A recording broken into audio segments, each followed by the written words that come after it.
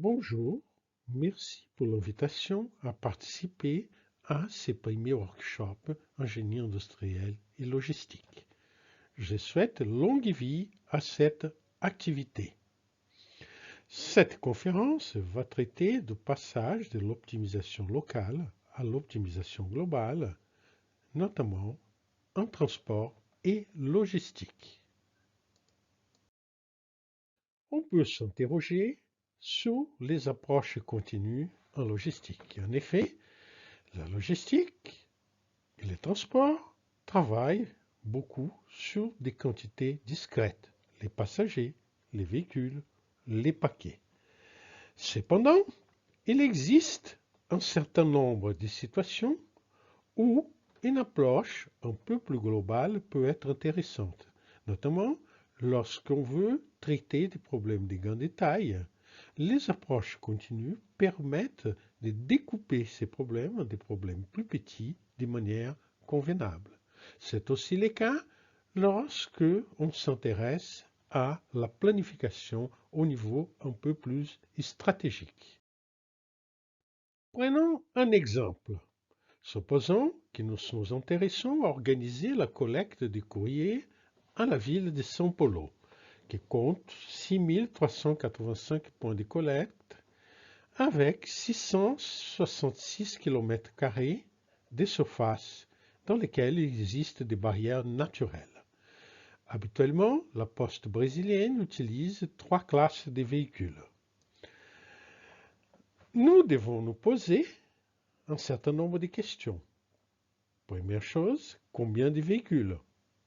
Quels sont les points de collecte affectés à chaque véhicule?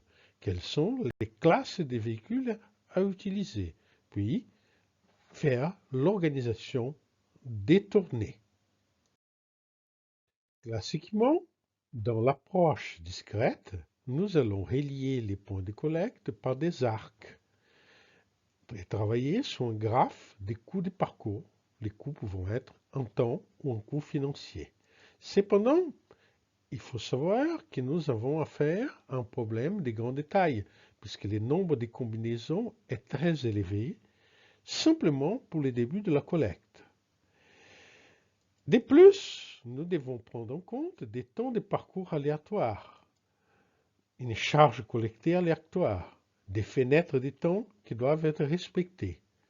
Il est clair que nous avons besoin d'une approche simplifiée qui nous permettra de dégrossir les problèmes avant de l'attaquer de manière plus fine pour avoir un résultat détaillé. Une manière d'obtenir une approche plus simple consiste en utiliser une approximation continue. En réalité, nous pouvons essayer de regrouper les points de collecte dans une région. Et en fait, nous chercherons à définir non pas les points de collecte, mais directement cette région. Puis, la région étant connue, à l'intérieur de la région, nous définirons les parcours d'un véhicule. Il s'agit donc de résoudre les problèmes en utilisant deux niveaux. Dans un premier niveau, nous allons affecter un véhicule à une zone dite district. Ensuite, nous allons déterminer la tournée dans les districts. Nous allons donc commencer par un problème de découpage en districts. Nous nous posons la question, quelle est la définition optimale des districts en tenant compte des contraintes du temps, des capacités des véhicules et de la collecte à réaliser?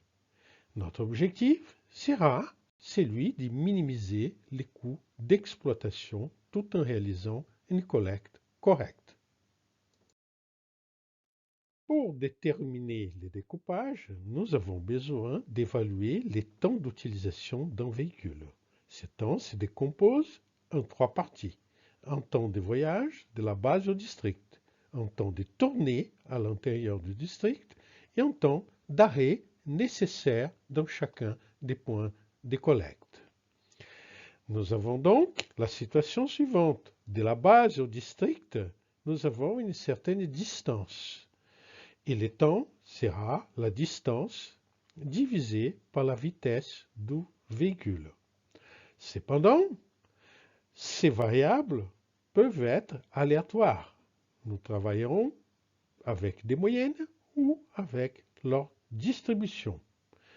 Dans une simplification usuelle, on suppose que la vitesse du véhicule est constante. Il ne s'agit pas d'une variable aléatoire. Regardons à présent les temps d'arrêt nécessaires à la collecte dans chacun des points. Si nous avons n points d'arrêt, il s'agit d'un temps total de n fois les temps d'arrêt moyens dans chacun de ces points. Cependant, le temps d'arrêt moyen est déjà lui-même une variable aléatoire. Il nous reste à trouver une formule simplifiée pour les temps de parcours à l'intérieur du district.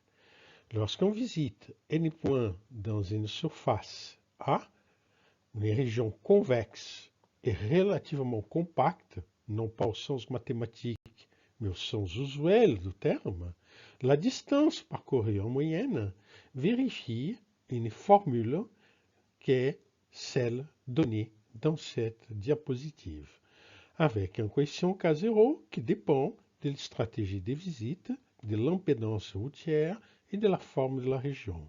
En général, ces coefficients est déterminé expérimentalement à partir des données. Pour définir les districts, nous devons utiliser une forme géométrique connue. Par exemple, nous pouvons utiliser des couronnes et définir les districts à l'aide des secteurs circulaires. Les inconnus seront alors des rayons et des angles. Bien entendu, il est possible de généraliser et de trouver d'autres façons de définir les districts. Par exemple, nous pouvons utiliser une maille de Voronoi, dans laquelle les districts sont définis à partir d'un centre de Voronoi, qui est une inconnue à déterminer, et des poids qui vont être déterminés. Voici un autre exemple où l'approximation continue peut être utile. Nous devons tracer une ligne de métro. Il s'agit de positionner des stations, de manière à maximiser le nombre de voyageurs du métro, tout en respectant une distance minimale entre deux stations.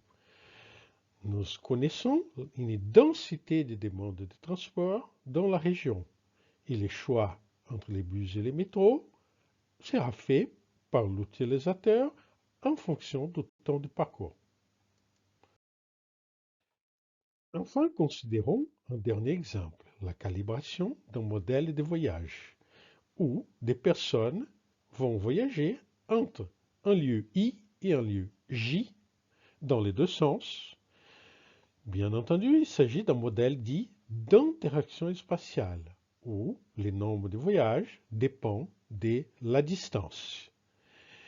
On utilise souvent un modèle de type gravitationnel pour ce type de situation. Ce modèle peut être généralisé à l'aide d'une matrice de séparation spatiale. La calibration du modèle consiste à déterminer des paramètres X de manière qu'il y ait un écart minimal entre la prévision du modèle et les observations. Par exemple, nous pouvons utiliser un modèle dit de destination compétitive, où X est formé des paramètres delta, bêta et sigma qui jouent les rôles décrits dans les équations ci-dessus. Il existe un autre modèle, les modèles d'opportunité intermédiaire, dans lesquels X est formé de bêta et lambda. La principale difficulté avec tous les problèmes que nous venons d'évoquer est qu'il s'agit de problèmes d'optimisation non convexe, où les méthodes usuelles sont susceptibles de produire de mauvais résultats. Il est donc nécessaire de modifier les méthodes usuelles. Pour cela, nous allons nous baser dans un premier théorème, le théorème fondamental, version numéro 1, qui nous dit que si nous avons une suite de variables aléatoires décroissantes et bornées inférieurement qui satisfait une condition particulière, c'est-à-dire que la probabilité de décroissance à une valeur inférieure à lambda, lorsqu'on a une valeur supérieure à lambda, est strictement positive et indépendante dn. Cette condition signifie simplement que, autour du minimum, la probabilité est toujours positive. C'est logique de le supposer, car si la probabilité autour du minimum était nulle, nous ne pourrions jamais l'atteindre, évidemment. Ce théorème nous permet d'assurer la convergence de la méthode dite de descente stochastique où des points sont tirés au hasard et on garde les meilleurs des points. Cette méthode est cependant très inefficace. Il faut un très grand nombre de tirages pour avoir des résultats à peu près convenables. Nous allons donc besoin de modifier encore une fois cette méthode. Nous allons donc utiliser une deuxième version du théorème fondamental. Dans cette version, la suite des variables aléatoires n'est plus forcément décroissante. Elle peut être croissante avec une probabilité bêta n, mais nous allons rajouter la condition selon laquelle la série de bêta n est convergente, ce qui implique que bêta n tend vers 0.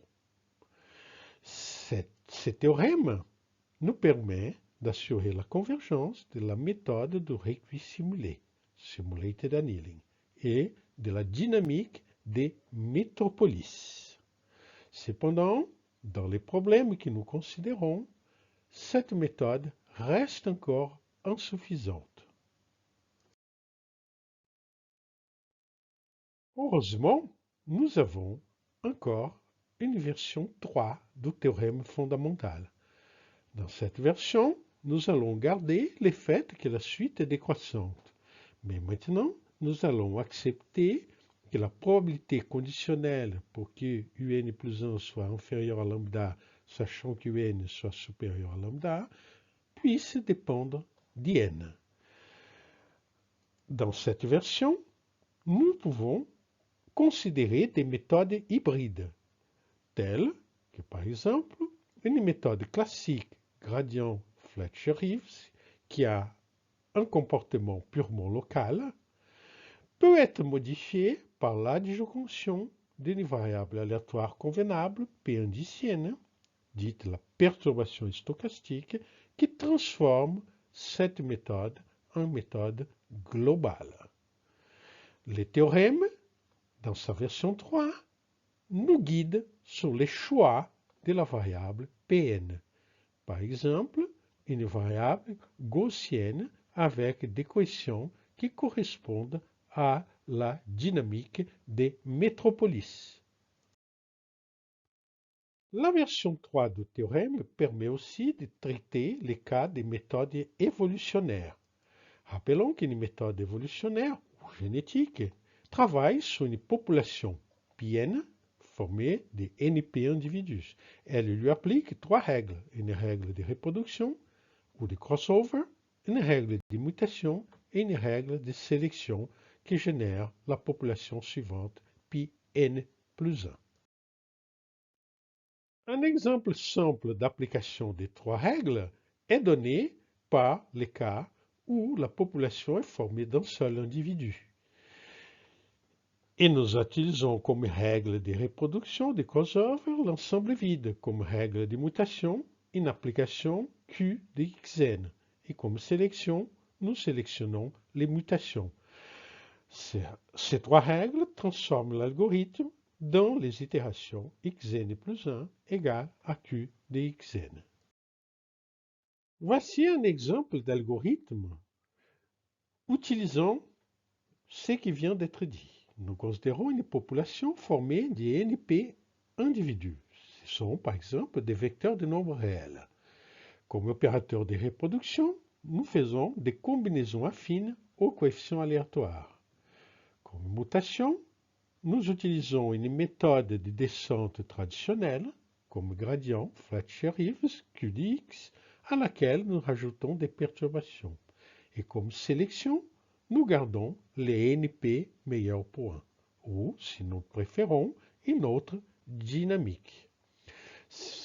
Les théorèmes précédents nous indiquent que cette méthode converge vers l'optimum de notre problème. Cependant, il nous reste un problème pratique. Comment choisir la population initiale? Pour cela, nous pouvons utiliser une formule de représentation. Il existe en effet un certain nombre de formules qui permettent de représenter la solution des problèmes d'optimisation. Donc voici une. G est ici une fonction croissante dans sa première variable et strictement positive et décroissante dans sa deuxième variable. Nous pouvons la discrétiser en faisant une somme pondérée, une moyenne pondérée des points générés.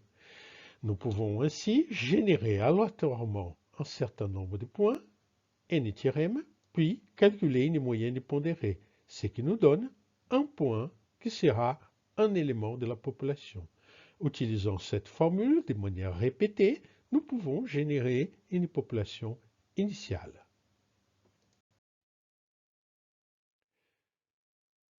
Montrons maintenant quelques résultats fournis par cette approche dans les problèmes que nous avons considérés. Par exemple, dans la collecte de courrier à São Paulo. Voici un résultat avec des anneaux circulaires. Nous avons 10 anneaux, 89 districts et nous utiliserons des véhicules de 500 kg de capacité pour un coût journalier d'environ 3 960 $. Comme nous l'avions observé, il est possible d'utiliser d'autres manières de générer les districts. Nous pouvons utiliser par exemple des mailles de Voronoi. À gauche, nous avons la solution avec des anneaux. Au centre, nous avons les résultats fournis par une maille de Voronoi. Et à droite, nous avons une maille de Voronoi avec les obstacles. La ligne noire représente un obstacle naturel, une rivière. Pour les problèmes de la ligne de métro, voici deux solutions selon les types de mailles de Voronoi utilisés.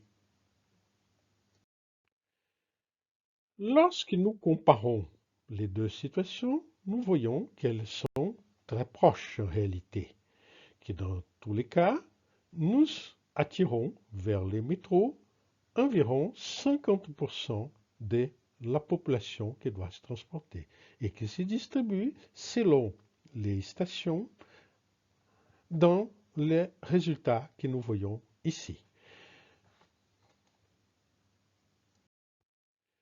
Pour la calibration du modèle des voyages, nous avons ici des résultats concernant la valeur optimale lorsque nous utilisons la formule de représentation pour générer la population initiale et lorsque nous n'utilisons pas la formule de représentation pour générer la population initiale. La première ligne, sans RF, indique que nous n'avons pas utilisé la formule de représentation. La deuxième ligne, CRF, indique que nous avons utilisé la formule de représentation. Comme nous voyons, les résultats pour la valeur optimale est bien meilleur lorsque la population initiale est générée en utilisant la formule de représentation. De même, dans les tableaux du bas, nous voyons que les nombres d'évaluations de la fonction objectif nécessaire à l'optimisation diminuent lorsque nous utilisons la formule de représentation. En conclusion, nous avons vu qu'il est possible d'utiliser des approximations continues pour une première optimisation avant de raffiner les résultats et que cette méthode nous permet d'avoir déjà des résultats d'une bonne qualité. Nous avons aussi vu comment on peut transformer des méthodes locales d'optimisation en méthodes globales par hybridation. Cette hybridation étant justifiée par des théorèmes, notamment la version 3 que nous avons présentée. Nous avons vu aussi comment on peut utiliser une formule de représentation pour générer des points de départ ou une population de départ. Les résultats sont alors intéressants. Nous avons un gain en performance et en qualité. Vous trouverez dans la littérature d'autres applications de ces approches, notamment au réseau de neurones, à l'acoustique et à la RBDO, Reliability Based Design Optimisation, optimisation basée en confiabilité. Il me reste à vous remercier pour votre attention et me mettre à votre disposition pour tout complément d'information ou pour répondre à vos éventuelles questions. Merci beaucoup.